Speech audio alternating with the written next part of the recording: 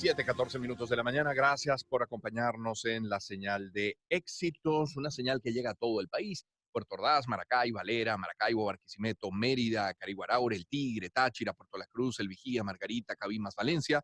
Y la ciudad de Caracas, aquí transmitiendo a través de 99.9, también para nuestras plataformas en video. Mire, se trabajó desde la Asamblea Nacional en el Comité de Postulaciones y mucho que hablamos en este espacio, en nuestros espacios en general. Se decía incluso con alguna alegría de parte de algún vocero que se contaba con la participación de factores del chavismo. Se eligió a 21 miembros que revisarían las credenciales de los candidatos a rectores. Se dijo luego que durante la cuarentena no era posible sesionar ni de forma virtual. Llega un día, un grupo de pequeños partidos que se autocalifican de oposición, esos que hacen vida en lo que algunos llaman la mesita, y piden al Tribunal Supremo de Justicia que declare la omisión legislativa y que nombren desde ese tribunal a los nuevos rectores del CNE. Y así lo hicieron, declararon la omisión legislativa. Y es por eso que hemos querido nosotros hoy conversar con Ángel Medina. Ángel Medina es diputado de la Asamblea Nacional, es miembro del Comité de Postulaciones, es licenciado en Ciencias Políticas, miembro del Partido Primero y Justicia, además presidente del Grupo Parlamentario Venezolano en el Parlatino. Diputado Medina, qué gusto saludarle, ¿cómo está? Hola Román, buen día, saludos a todos. Bueno, estaba claro, creo, que algo así ocurriría, o les tomó por sorpresa. Bueno, Román, siempre fue la tentación este tema de la omisión legislativa. Acordémonos que desde el año pasado, desde siempre, o sea, incluso durante este periodo, también se declaró en algún momento la omisión legislativa y cuando arrancamos en noviembre de este año, del año pasado, todo el proceso, que por cierto, fue un proceso que cuando arrancamos tuvimos que esperarnos casi 2 sesiones para buscar la incorporación del PSUV, porque entendíamos que tener un CNE necesitaba de todas las partes. O sea, si tú quieres tener un verdadero poder que sirva, un árbitro electoral que sirva para el país, debería ser un enorme acuerdo, un gran acuerdo que cuente con las principales fuerzas políticas del país y por tanto esperamos 2 semanas al PSUV. Pero desde ese mismo momento, me acuerdo claramente que empezó a correr todo el tema de la omisión legislativa. No habíamos instalado la comité preliminar cuando ya se estaba hablando de la omisión legislativa. Y después viene la toma y el asalto al Parlamento que se da el 5 de enero. Y lo primero que hace estas que pretenden ser Junta Directiva de la Asamblea Nacional es hablar de la omisión legislativa. Así que desde siempre hubo muchísimos factores que estuvieron apostando a que esto se diera de esta forma, porque entienden que darlo de esta forma es verse beneficiado de alguna medida. Lamentablemente, cuando esto se da de esta forma, lo que pierde es Venezuela, lo que perdemos es la enorme oportunidad de construir un camino que nos permita salir de este padecer. Y ahora, diputado, ¿qué hacemos? Mira, al menos yo lo he planteado claramente. Nuestro objetivo es que la gente pueda decidir libremente. O sea, esto no es un tema de que si los partidos están de acuerdo o no, al menos desde mi perspectiva. Yo creo que nosotros tenemos que recuperar el poder que tenga la gente de decidir. Aquí tenemos años, años, Román. Ni tú, ni yo, ni millones de venezolanos dentro y fuera del país han tenido o hemos tenido la oportunidad de decidir lo que queremos para este país. O es una mesa de diálogo, o es un acuerdo, o es un entendimiento, pero siempre somos pocos o son pocos. Yo creo que llegó el momento en que Venezuela tiene que decidir, y lo tenemos que decir los millones de venezolanos, lo que queremos. Y para eso, tú tienes que tener una infraestructura y tienes que tener unas reglas de juego que le permitan a todos, a muchos que hoy no creen en el voto, le permitan devolver la herramienta del voto y digan, bueno, el voto puede ser un instrumento real de cambio y no puede ser un instrumento para un parapeto. Así que lo que nos corresponde es seguir luchando. Por cierto, Román, que a esta hora, después del viernes, han pasado más de 72 horas, todavía no se ha hecho la publicación del documento donde está la declaración política de la omisión legislativa expresa. Diputado, este TSJ que nombraría los rectores al Consejo Nacional Electoral es el mismo TSJ que nos dice que el presidente de la Asamblea Nacional es el diputado Parra. ¿Está más o menos claro cuál es el perfil de los nuevos rectores o no?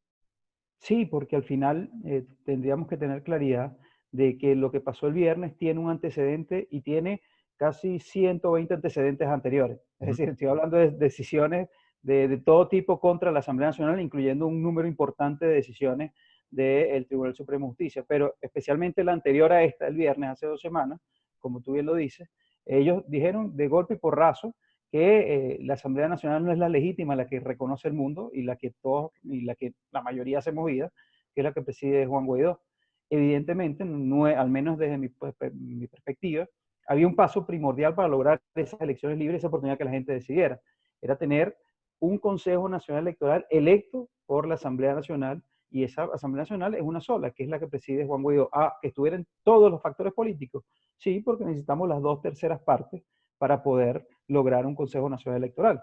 Importante, yo siguiendo por ejemplo a Eugenio Martínez, él dice que Venezuela lleva 20 años sin nombrar un CNE a través de la Asamblea Nacional.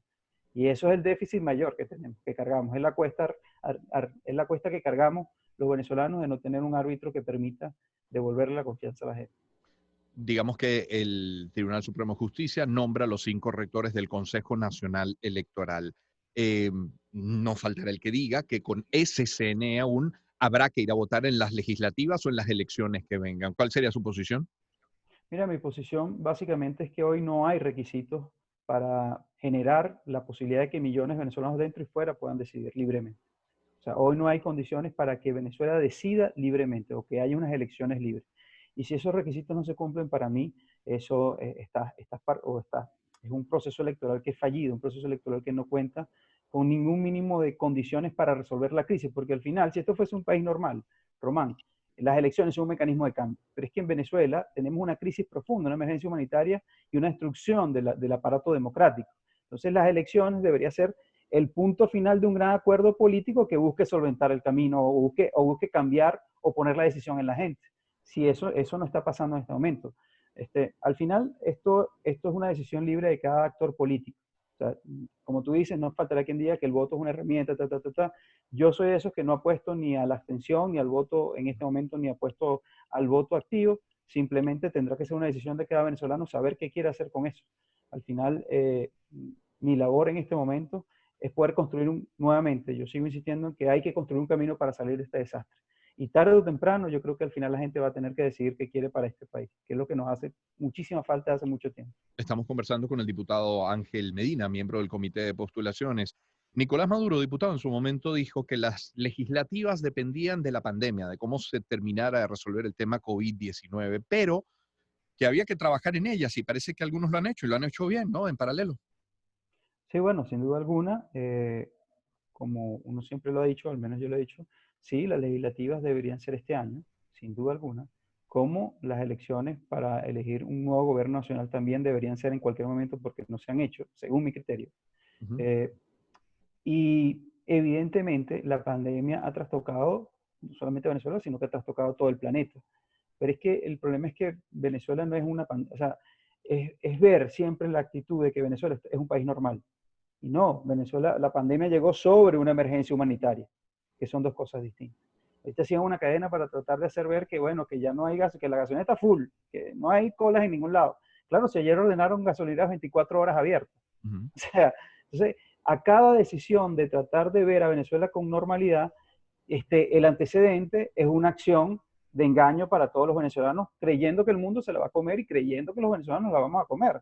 Entonces, ¿qué hay posibilidad en este momento? De hacer, por supuesto, una verdadera elección, una elección libre, pero para eso necesitamos garantías y los venezolanos necesitan condiciones de verdad.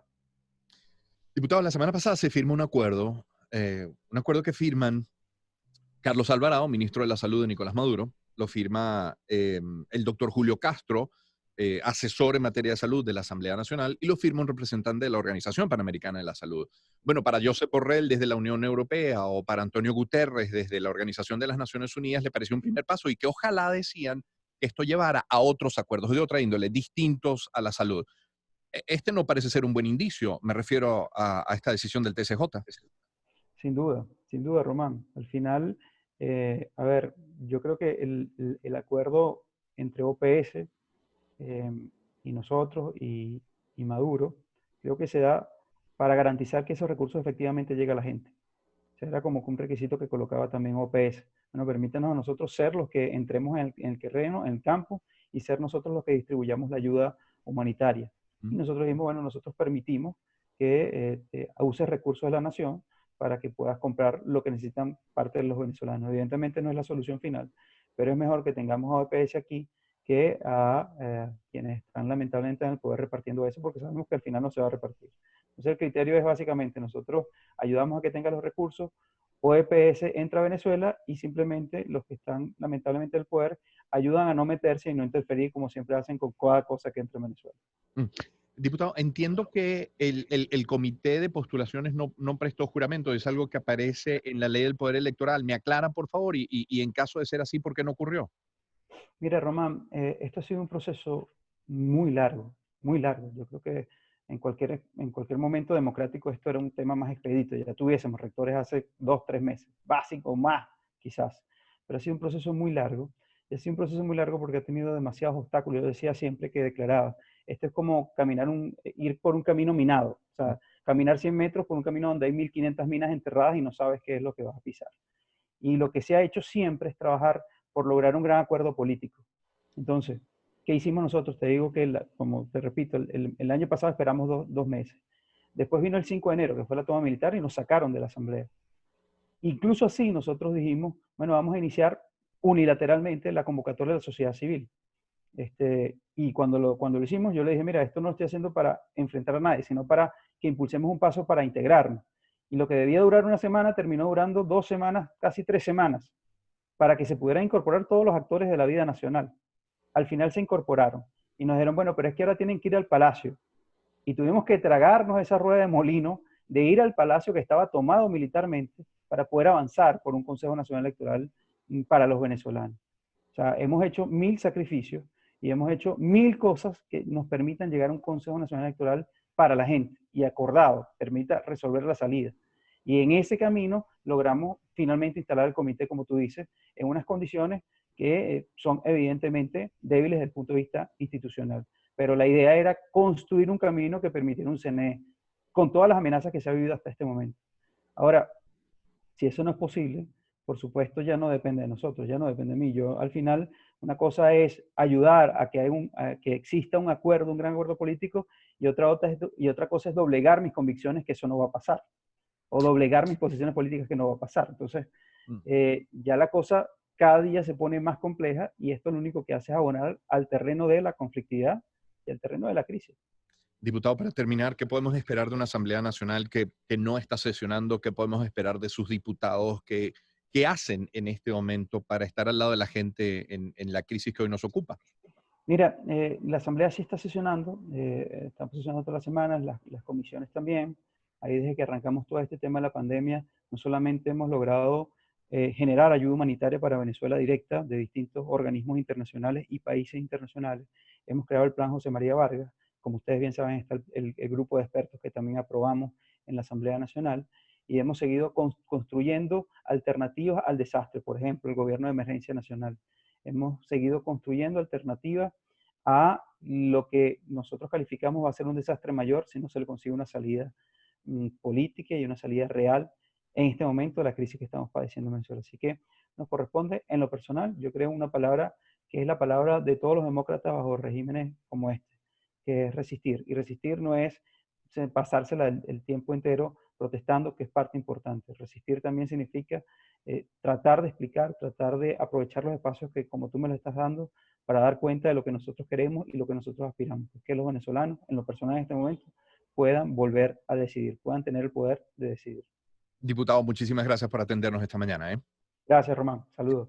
El diputado Ángel Medina es diputado de la Asamblea Nacional, es miembro del Comité de Postulación